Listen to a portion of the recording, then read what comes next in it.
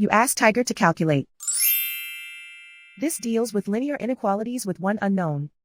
The final result is n greater than -2. Let's solve it step by step. Group all constants on the right side of the inequality. Add 5 to both sides.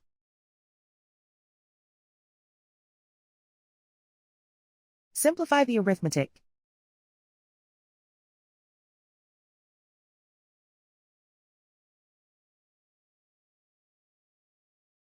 Isolate the n. Divide both sides by -6. Whenever you multiply or divide by a negative, reverse the inequality sign.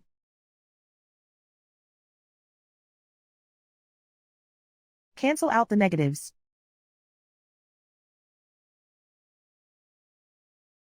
Simplify the fraction.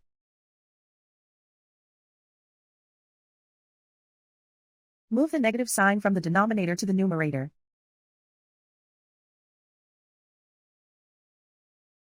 Find the greatest common factor of the numerator and denominator.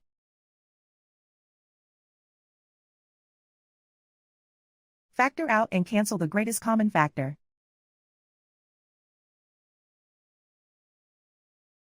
Plot the solution on a coordinate grid. And so the final result is n greater than -2.